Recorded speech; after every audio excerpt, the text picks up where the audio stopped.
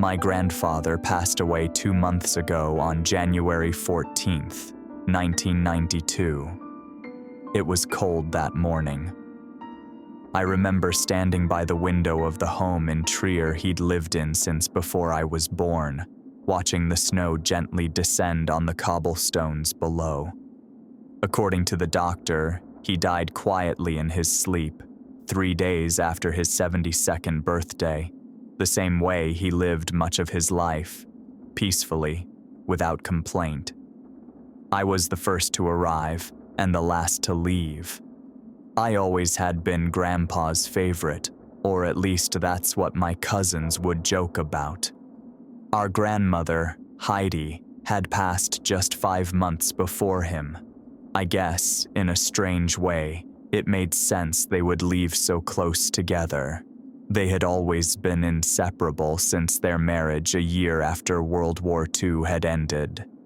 It's almost poetic. My grandfather lived a good life, by all accounts. After he married Grandma Heidi, they raised 3 children, and he worked the rest of his years at the port in Trier until his retirement. He was the kind of man who could tell stories for hours, though rarely did he ever talk about the war. My name is Otto Adler. I'm the eldest of Grandpa's 4 grandchildren.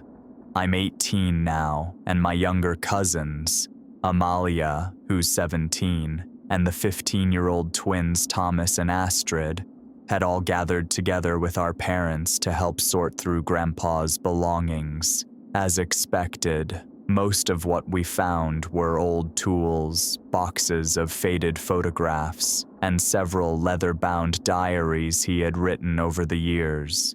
Most were from his time working at the port of Trier, where he spent decades after the war.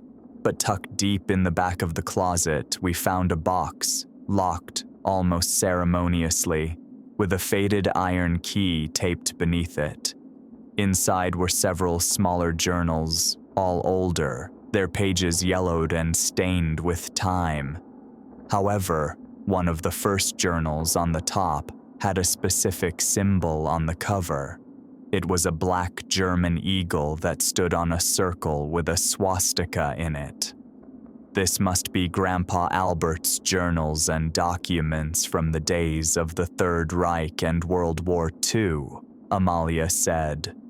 Thomas nodded and said, "Yeah, although Grandpa did tell us many stories, every time when we asked about his time during the war, he would always give a look of concern. Do you guys think something would be in here that could explain why he didn't talk about it?" "I don't know," I said. "Maybe one of these journals or documents could give us a clue on why he never talked about the 30s and the first part of the 40s. I think we should all take a look in these documents so that we might find the clue about his silence to us about the war," Astrid said eagerly. I nodded and said that I might take some of them to my school to show it to my history teacher of my last year, since she was a person who preferred to show documents of the Third Reich as evidence of what life was like for the Germans under Hitler and the Nazi regime. The first journals and documents were about his early life in Germany. He had witnessed how Hitler and the Nazis came to power in 1933. I also read the journal with the eagle and swastika on the cover, which was his enlistment in the Hitler Youth in 1934 when he was 14 years old. After reading his diaries of his day in the Hitler Youth, we read some diaries about his enlistment in the Wehrmacht, specifically within the Heer, the German land forces. At first, we read some diaries about his training days and how he was stationed as a soldier on the western coast of the occupied Denmark. Then, we read his diaries about when Germany launched Operation Barbarossa and invaded the Soviet Union. We read diaries about his days on the Eastern Front against the Soviets, like when fighting in places like Pskov, Novgorod, or Volkhov. In many of his diaries, he spoke of the things he witnessed, like movements of infantry, skirmishes, the Russian bitter cold, dysentery, frostbite, and death. Later, we read his newer diaries that were made between the summer of 1942 and early May 1945. Here we saw his experiences on the Western Front. Our grandfather wrote on how they had been pushed back out of France, how he witnessed the Battle of the Bulge in Belgium, and witnessed the capitulation of the Third Reich. Yet none of those diaries seemed to have been filled with emotions. Grandfather had always been stoic, but this was beyond anything I knew. It was as if he were recording someone else's memories. This is pointless. Amalia sighed. None of these stories seem to have any clue on why Grandpa Albert didn't want to share his stories of the war. I agree, Astrid said. We've been digging for like 2.5 hours and we still haven't found anything. I sighed and said, all right then. Let's put these journals back in the box, but keep them so we can show them to our history teachers in the future. Everyone nodded, but as I placed the first journal back in the box, I noticed something about the side of the bottom of the box. I stuck my hand in and pulled on the side of it. It was a false bottom. Underneath that false bottom, I saw another old journal with a brown leather cover. Guys, look, I said to my cousins. My 3 cousins came to my side and gasped. Another journal? Amalia asked. There was a false bottom covering it, I said to her. Maybe this could give us some info about our grandpa's silence of his time during the war, Astrid said. As I took the journal out of the box, I noticed that it was the back of the journal. I turned the journal around and saw that the journal even had a name. I'm not sure whether or not I should have taken the journal out, but the title of the journal sure gave us the chills when we saw it, even though it were only 3 words. Das Russische Horrordorf, the Russian horror village. We looked at each other, me, Amalia, the twins, and without speaking, we took it to the dining table and sat down. It began on March 20th, 1942. The date was scrawled across the top, underlined twice, and for the first time, the tone of my grandfather's writing changed. Gone was the detached soldier, gone was the clerk recording logistics. What remained was a terrified man, recounting something he had tried very hard to forget. This is his story. March 20th, 1942, near Leningrad, Eastern Front. The snow hadn't stopped in days. It wasn't the kind of snow that blanketed the earth in beauty. It was a relentless, choking kind of cold, the sort that made your lungs sting with every breath and turned your boots into stiff leather prisons. It made the trees in the taiga look like hunched, dying giants. The wind keened through the black pines like a chorus of spirits too exhausted to scream. I hadn't seen much of the sun since we left the main road 3 days ago. We were 20 men, 19 now, if you counted poor Walter, who stepped on a landmine 2 nights back while relieving himself behind a tree. His screams had been short-lived, but none of us forgot them. No one talked about it afterward. We just buried what was left of him under the roots of a dead birch and kept moving. Our objective was vague, as it always was in those days. Investigate reports of partisans operating out of abandoned villages north of the front lines. Simple. Sweep and report. Eliminate any threats. They always said it like it was a routine patrol. but there was nothing routine about this place.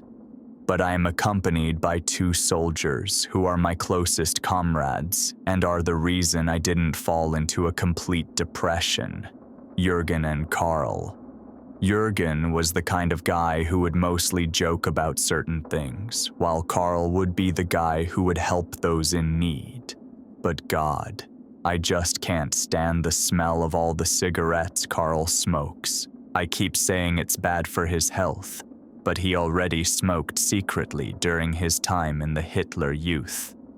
Our commanding officer, Oberleutnant Vogt, led us with the typical arrogance of a man who had never fought outside a command tent. The SS squad, however, marched beside us in perfect silence, all 8 of them, clean uniforms, smug faces, and the unmistakable air of superiority. I hated every one of them, especially Hans. Hans stood half a head taller than the rest of his squad, and he carried himself like some sort of Teutonic knight resurrected from the battle on the ice in 1242. He talked down to everyone, our men, our sergeant, even Vogt, and no one dared correct him, because he wore the silver runes on his collar, and his men followed him like obedient dogs. "I don't trust those bastards," Jurgen muttered under his breath as we huddled under a canopy of snow-heavy branches for a rest. "Neither do I said. "They act like they're on a pilgrimage." Carl, sitting across from us with a cigarette between trembling fingers, grunted. "A pilgrimage into what? There's nothing out here but snow and trees. No Russians, no partisans, not even animals." That much was true. The forest was too quiet. Even at night, there were no howls, no bird song, just wind and the occasional creak of frozen wood. Nature itself seemed to hold its breath. Then came the smell. We picked it up on the afternoon of the 4th day. It wasn't rot. It was something chemical, like sulfur and old blood. At first, we thought it might be an abandoned supply depot, or maybe corpses frozen in a cellar. But it grew stronger the farther we marched, and eventually we saw the smoke, thin wisps of gray, barely visible against the overcast sky. They rose from behind a ridge thick with pine, coiling like grasping fingers. Vogt raised a hand, signaling us to stop. He turned, looking down at the SS squad. Hans tilted his head, his sharp features unmoved. "We'll take point." "No," Sergeant Weber interjected. "My men will go first." Tension crackled like gunpowder in dry air. The SS men shifted, their hands close to their weapons. Jurgen stood beside me, lips drawn into a hard line. I felt the chill seep deeper, not from the snow, but from the sudden possibility of a fight breaking out among ourselves. Vogt stepped between them. "We go in together," he said, side by side, no arguments. With that, we began our descent toward the smoke. The village was unlike anything I'd seen before. It was nestled between steep forested hills, shrouded in mist that hadn't been there moments before. The buildings were intact but twisted somehow, like they had sagged or melted slightly. Roofs curved in unnatural ways, and windows gaped open like empty eye sockets. A crude wooden sign stood at the village's entrance, partially buried in snow. The letters on the sign were in Russian Cyrillic, but luckily a soldier from our squad was able to speak and read Russian. Zimorodkino. The name sounded foreign even to our ears, unnatural in its syllables. There were no footprints, no voices, just the wind pushing the smoke through the trees like a warning. "This place is wrong," Carl whispered, and he was right. But we entered it anyway. March 24th, 1942. We stepped into the village like trespassers in a forgotten tomb. The snow was deeper here, as though untouched for decades. No footprints, no cart tracks, no signs of movement. just a thick, suffocating silence that pressed down on us like the sky itself was holding its breath. "Not a soul," Jurgen whispered. His voice sounded too loud. "Keep your weapons ready," Sergeant Weber said, sweeping his MP40 from house to house. This could be a partisan trap. But even the SS were uneasy. Hans scanned the rooftops, eyes narrowed, and muttered something under his breath. Latin, I think. A prayer, maybe? Strange, coming from a man who often mocked religion other than Nordic or Germanic paganism as a crutch for the weak. The buildings themselves were old, more ancient than anything I'd seen in Russia. Most were wooden, blackened by time and frost, their doors hanging loose on rusted hinges. The windows had no glass, only open holes like staring mouths. Some homes had collapsed in on themselves, sagging into strange, unnatural shapes. Carl nudged me. "That one. It looks like it melted." He wasn't wrong. One of the cottages had warped timber beams that drooped like candle wax. The roof had caved inward in a spiral, as if drawn down by some vortex. There were no signs of fire or shelling, no bullet holes, just wrongness. We split into 3 groups. My unit, with Jurgen, Carl, and 3 others, was assigned the northern edge of the village, near a crumbling chapel. The SS took the eastern side. Vogt and the others held the center near what looked like a town square, if you could call a circle of stones a square. The moment we stepped past the threshold of the chapel's shadow, the air changed. It was colder here, dead cold. My breath didn't even fog the air anymore. Inside the chapel, however, it was worse. The floorboards creaked like bones. The pews were shattered, splintered as if someone or something had thrashed through them. Faded icons of saints and angels clung to the walls, their faces warped or gouged out entirely. A massive Orthodox crucifix lay broken at the altar, the carved Christ disfigured, his arms stretched down instead of out. It was pointing to the floor, more specifically to the trap door. It was set into the stone beneath the altar, made of ironwood and bound with old copper nails. Someone had painted crude symbols on it.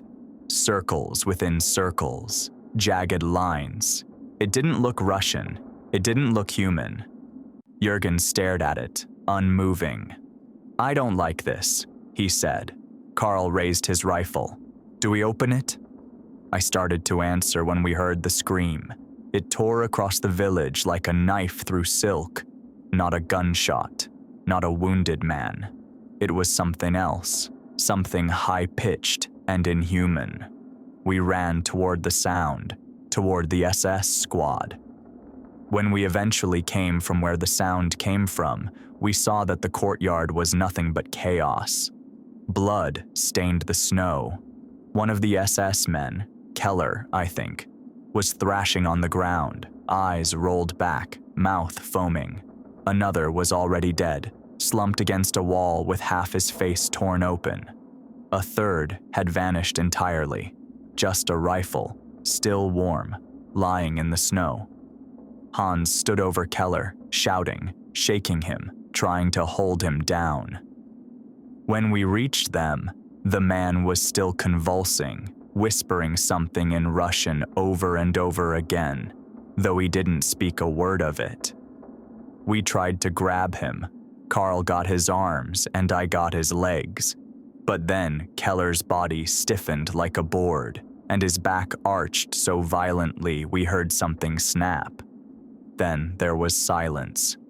He died with his mouth wide open and his eyes staring straight at the sky. Hans staggered back. "He saw something. I told you this place was cursed." Vogt was shouting now, trying to re-establish order, but his voice barely carried. A wind had picked up, sharp and high like a scream. The snow blew sideways, stinging our faces. The sky darkened, though it was only mid-afternoon. "We're pulling back to the western edge," Vogt ordered. "Barricade the largest house and dig in. No more patrols. We wait for morning." March 25th, 1942. The wind hadn't stopped screaming since midnight. We tried to sleep in shifts, but it was impossible. Even the SS, normally so stiff with pride, were rattled. One of them, young Muller, had refused to speak since we barricaded ourselves inside the mayor's house. He just sat in the corner, clutching his helmet to his chest, rocking slowly back and forth like a child during a thunderstorm. The snow outside no longer looked like snow. It was gray now, ash gray, and it fell in slow, circling patterns, as if drawn by invisible hands. At 4:10 a.m., Vogt called us together. "We're going back to the chapel," he said. "There's something underneath it. That's where the source is." I didn't ask how he knew. No one did. Maybe he didn't know. Maybe something told him. But it felt right. Hans was already outside when we left, staring at the sky. "There's no dawn coming," he said flatly. "The sun doesn't rise here." There were 14 of us left. We entered the chapel like men walking into their own graves. The air was thick and heavy, like breathing through wet wool. The broken crucifix was still where we left it, arms pointing down at the trap door. It was sealed shut, but not locked, just held by something we couldn't see. We pried at it with bayonets, rifle butts, even a crowbar Carl found in the stable. The trapdoor groaned as it opened, louder than it should have, like a scream muffled under centuries of soil.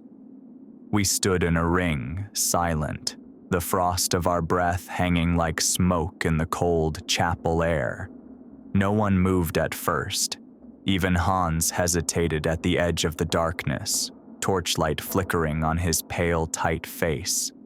The staircase beneath was steep, made of stone polished smooth from age, slick with a glaze of ice and something darker, damp, almost oily. The air that wafted up from the opening was warm but not comforting.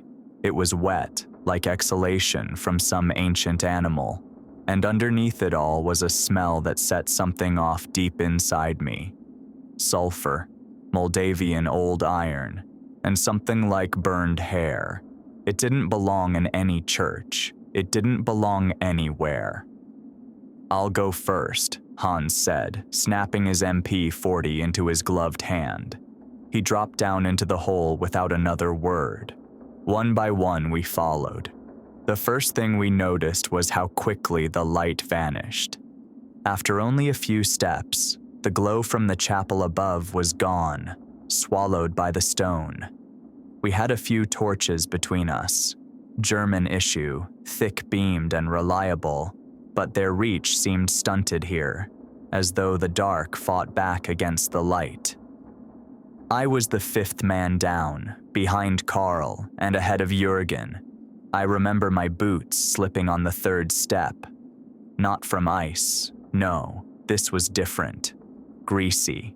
Something coated the walls and floor, and though I didn't dare reach out and touch it, the slickness beneath our boots clung to everything. The walls were marked with scratches, some deep, long gouges, others shallow and frantic. No words, just desperate clawing, as if someone, or something, had tried to climb out. "Do you hear that?" Jürgen whispered behind me. At first it was nothing, then click, click, click, like stone teeth tapping together in rhythm. It was coming from far below, beneath the staircase, maybe from the bottom, or maybe deeper. "Could be water," Carl muttered ahead of me, but we all knew it wasn't. The air grew heavier with every turn. The staircase coiled in on itself, a spiral tighter than seemed possible, like we were walking into a noose of granite. The curve of the walls pressed inward, subtly at first, then more aggressively. It wasn't long before we had to crouch, then stoop, then half crawl. "This isn't right," Weber said behind me, voice tight. This wasn't made for men. But still we went down, because we couldn't go back. The light behind us was gone. I don't remember when it disappeared, only that we looked behind at some point and there was nothing, just more blackness, endless black. My chest tightened, not just from fear, something else. The pressure down here was unnatural. My ears ached, my nose started bleeding, so did Carl's. We stopped. "What in God's name is this place?" someone muttered. Hans looked up at us, his torch casting long shadows on the twisting walls. He didn't answer. He just kept going, muttering that same string of Latin under his breath. Something about custodes dormientes, sleeping guardians. Where had he learned that? Then, without warning, the stairway ended. Just ended. It dropped us into a wide landing, maybe 4 meters across. The walls were lined with carvings, not just scratched, but carved, with deep, inhuman precision. Circles, spirals, branching lines like veins or roots. No writing, no symbols we could identify, just raw geometry that hurt the eye. Ahead of us stood a door, round, made of solid black stone, taller than 2 men. Covered in a crust of pale white growth that looked like calcified lichen or bone. It had no handle, no hinges, just a faint seam down the middle. We stood there for a long time, saying nothing. The door didn't open. It breathed. I swear to God I saw it expand, just slightly, like the chest of something asleep. "Should we go back?" someone asked. One of the SS men, I think. His voice trembled, but there was no back. We knew it. We felt it. The stairway was gone. Not physically, but in our minds. Our memories of it already felt distant, warped. The descent had changed us, or the space, or both. Hans stepped forward. He raised his hand, and the stone door opened on its own. The door opened soundlessly, not like stone grinding against stone, but like a wound being peeled open. A sudden exhale of warm, damp air washed over us as thick as breath, sweet with rot. For a moment, none of us moved. Our torches flickered violently, dimming to sickly halos. Then Hans stepped through. The rest of us followed, because what else could we do? The chamber we stepped in was wrong. Vast beyond logic, larger than anything that could have fit beneath the village. I turned in place, my torch shaking in my hand, and saw that the staircase had vanished behind us. Where there should have been a door, a wall, or even a tunnel, we now saw only a void. Not black stone, not shadow, just absence. And above us, nothing. The ceiling was too high to see. The light didn't touch it. The walls curved outward, distant and uneven, pulsating gently like the inside of a living organ. No architecture could explain this place. No sane architect would have imagined it. Everything echoed wrong. Footsteps rang seconds too late. Whispers bounced back in voices not our own. Even our breathing was distorted, shallow in our chests, but loud in our ears. And at the center of the chamber stood an altar. It was raised on a platform of spiraled stone, carved with concentric grooves that seemed to shift when you looked at them too long. Blood, old, brown, and almost waxy, pooled in the grooves, never drying. The altar itself was formed from a single slab of black rock, its surface etched with more of the same maddening spiral patterns. On its surface were remains, bones, twisted and reshaped. Not arranged bones, but ones grown into the altar, as if the flesh had fused with the stone and then dissolved, leaving only warped skeletons. And around the altar lay hundreds of smaller bones, child-sized, not arranged in any ritual pattern, just scattered, like they'd crawled to it or maybe fled from it. Then we all saw the symbols on the walls. "Those aren't Russian," Carl said as he pointed to the walls. He was right. The symbols weren't Cyrillic, Latin, or even ancient Slavic runes. They weren't from any human system of writing. They were organic, bone white, grown into the wall like fungus, each one pulsing faintly when the torchlight passed over it. One looked like a spiral folding into itself, another like a spider devouring its own legs, but most of them were indescribable. These were shapes that made you dizzy when you stared too long, forms that seemed to shift subtly as if aware of being watched. "Stop looking," Jurgen muttered. "It gets inside you." That's when I first heard the whispers, soft, high-pitched, like a child humming underwater. They came from nowhere, from everywhere, not spoken aloud but pressed into the back of my skull like fingers made of ice. They didn't speak in words. They spoke in impulses, half-suggestions that bypassed language. "Feed it, stay here, bury yourself in the floor." One of the SS soldiers dropped his rifle.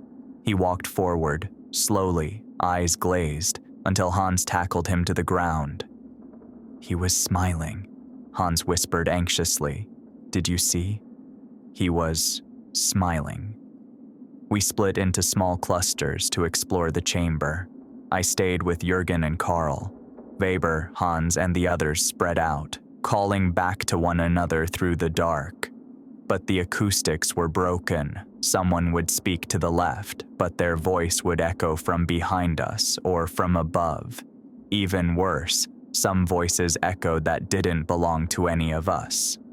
I remember Carl stopping in his tracks and whispering, "Mother." His torch flickered as he turned slowly to the left. "She's here," he said. "Who?" I asked. He didn't answer. We found a series of shallow pits on the far side of the chamber. Each was filled with rows of skeletal remains arranged like roots, hundreds of them fused into each other, stretching downward like vines. It was impossible to tell where one skeleton ended and the next began. Weber called them gardens, half joking, but I knew what he meant. They weren't buried. They had grown that way, entangled, replanted, made into something new. It was around this point that most of us began bleeding from the nose, some from the ears. I looked down at my boots and saw the skin of my fingers sloughing slightly, like I was beginning to dissolve, microscopically in fact. Hans said something about the blood waking it up. No one asked what it was, because we already knew. At the farthest end of the chamber, we found a second door. Not a real one, more like a wound in the stone, pulsating faintly. Something behind it was moving. We heard wet, slithering sounds. We felt vibrations in the soles of our boots. Hans walked closer. "It's waiting," he said. "It knows." Jurgen grabbed my arm. "We have to leave, now." I nodded, but the truth hung heavy in the stale air. But there was no way back. The spiral only goes one way. Then, the vibration stopped. For a moment, it was completely silent. No footsteps, no whispers, no breath. Even the torch flames froze, suspended in a vacuum that made the air feel thick as though we were underwater. Then the door, if you can even call it that, began to open. It didn't move like stone. It peeled, layer by layer, like diseased skin sliding off old meat. Each fold opened not with sound, but with a feeling, like pressure building behind your eyes, like static inside your skull. The stone around it quivered. At first, there was nothing behind it. But then came the eye, not a literal eye. There were no pupils or irises, no sclera, no lashes, but we felt it seeing us, a pinpoint of infinite focus, a weight falling across the chamber. Every torch went out, not instantly, but one by one. Population, population, population A, domino effect of darkness, as if the chamber itself were snuffing them out. Screams erupted. The floor vibrated with approaching movement, slithering, wet, muscular. It wasn't fast. It didn't even have to be. Hans was the first one to fire, with some shots from his MP40 cracking through the air. Then for a moment, there was silence. But then came a sound that I will never forget. Crunching, like snapping twigs soaked in marrow. Then Hans began to scream. The chamber further dissolved into madness. In the dark, men turned their weapons on nothing, or worse, each other. I heard Weber shout orders, but they came garbled, reversed, looped back on themselves like a tape spool unwinding. The geometry of the room twisted. We couldn't run straight, only in circles. The floor bulged in places and sucked downward in others, like it was breathing beneath our boots. I ran into Carl. He grabbed my shoulder. "It's inside us," he whispered. "It sees through our eyes." His skin was pale, too pale. His pupils were spirals. Then he let go and sprinted into the dark. A second later, nothing, not even a scream. He was just gone. Something thumped to my right, wet and heavy, like meat dropped onto tile. A figure appeared in the dark, not walking, but slithering. It wasn't shaped right. It had a torso, elongated and ribless, and arms that bent the wrong way. No legs, no face. Its surface shimmered as though covered in oil, and from its back extended tendrils that were as thick as tree roots, each tipped with bony, clicking claws. It reached out. I opened fire, screaming, not expecting it to do anything. But it screamed back, not from its mouth since it had none, but from within me. The scream came up through my own throat, hijacking my breath, forcing itself out in a pitch I didn't know a human could make. I collapsed. It passed me by. I still don't know why. I crawled across the stone, nails breaking, teeth chattering. The chamber echoed with voices now, not screams, but chanting. They weren't ours, they were theirs. Dozens, hundreds. A choir of the devoured, singing in tones too perfect, too mechanical. Each voice we'd lost, Karl, Müller, Weber, even Hans, blended into a single, droning litany. Their souls had not been eaten, they had been recruited.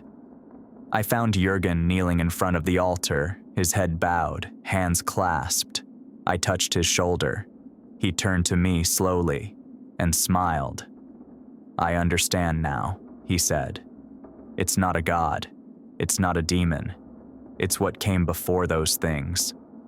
Then he took his bayonet and dug into his chest, not to kill himself, but to open himself up. His blood hit the altar like gasoline. The thing reacted, and the ground split. The floor opened beneath me, not a fall but an extraction. Hands, human, inhuman, too many fingers, pulled me downward, with me screaming as hard as I could. I don't remember what happened next, except that I woke up in the snow frostbitten, soaked in my own piss and blood, 3 kilometers from Zimorodkino, with no footprints behind me. I only heard the wind. I did, however, manage to gather my strength and walk back to where Zimorodkino may lay. But when I returned, there was nothing there, just an open field within a large taiga forest, as if the trees had all been removed by human activity. When I saw that the village had completely disappeared, I couldn't think but wonder if me and my comrades had stumbled upon something that is supernatural or not. The last thing I remembered was falling again onto the snow and passing out. Only, when I did close my eyes, I could see images of people on the open field before everything went dark. A day later, I woke up in the snow, and after about 2 hours of slowly walking to the southwest, I stumbled across a German patrol. I was delirious, frostbitten, babbling about roots and eyes and doors that breathe. The German officers of the patrol group thought I had shell shock or something similar to that. They sent me to a field hospital near Pskov. They later asked me what had truly happened. I wanted to tell them the truth, but I knew that none of them would believe me and label me as insane. I simply told them we were attacked by a large patrol of Soviet soldiers and that I was the only one to somehow survive. They didn't ask any further things, and I decided to never speak of this to anyone, but to make sure I would never forget what had happened in that God knows what village in the Russian wilderness. I am writing this down in this separate diary. There are things in this world that cannot be explained, but what I saw that day, night, or whatever it was in the village of Zimorodkino, I think it might be something that neither God or even Satan himself had created. I personally hope that no one else would ever stumble upon that place again, or worse, if there are other places similar like that one in all of Russia, or even the world. For I can tell you this, some things do not stay buried, not in the snow, not in time. Back to March 14th, 1992, to Otto's POV. None of us spoke for a long time.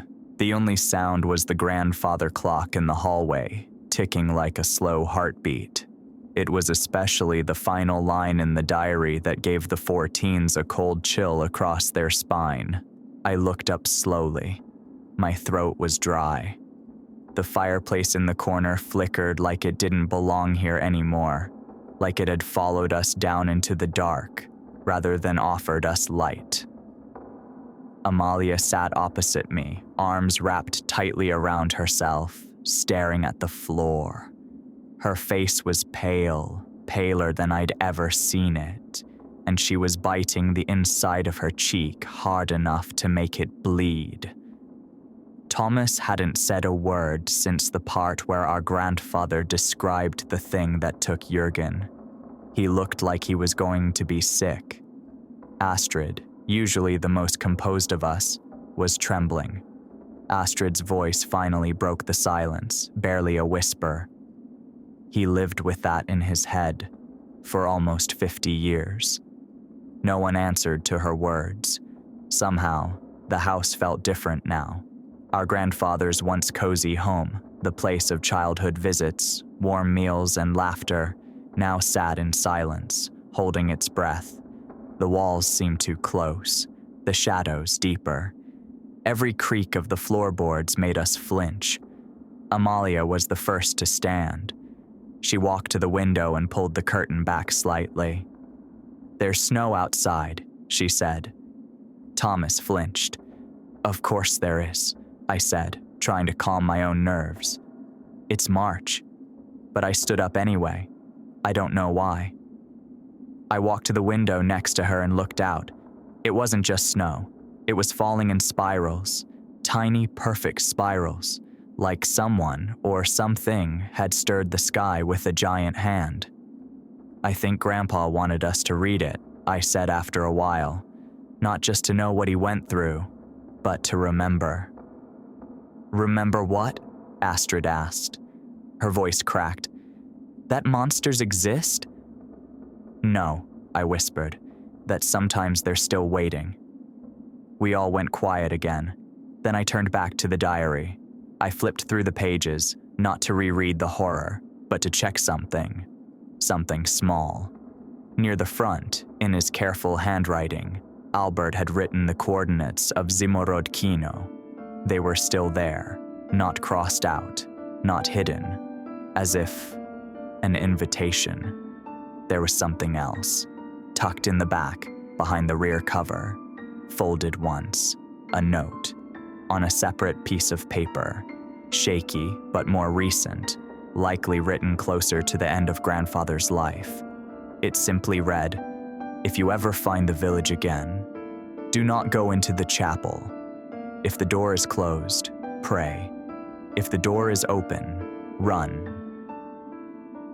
We burned the diary that night without our parents knowing it. All of it had to be burned. No ceremony, no ritual, just matches and gasoline and a metal bucket behind the shed. We watched it turn to ash in silence. But even as the paper blackened and the pages curled inward like dying leaves, I swear the smoke spiraled into the sky the same way the snow had fallen. We left the house the next morning.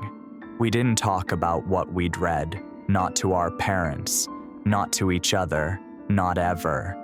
But something had changed in all of us. Amalia started wearing a crucifix again. Thomas refused to go camping, even in the backyard. Astrid has recurring dreams of a spiral staircase she can't stop descending. And me? I can't walk past a church without checking the floor behind the altar. There are places in this world where time doesn't move right, where things older than history still wait beneath the earth. My grandfather didn't die of a stroke. He died of relief, because whatever it was, he saw down there, whatever followed him home. He outlived it, and now I'm not sure we will.